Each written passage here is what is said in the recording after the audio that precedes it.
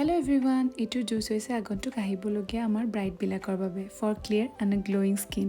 পিছে এইটো সকলোৱে ট্ৰাই কৰি চাব পাৰে।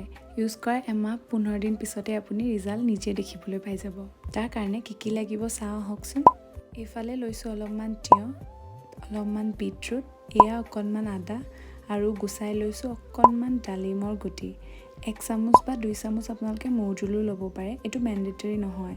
আৰু এইফালে অকণমান লৈ লৈছোঁ তিয়াই লোৱা চিয়া চিডছ। এইখিনি অলপমান পানী মিক্স কৰি ভালদৰে মিক্সিত পিচি ল'লোঁ আৰু এইফালে এনেকৈ তৈয়াৰ হৈ গ'ল আমাৰ গ্লোয়িং স্কিনৰ জুচটো।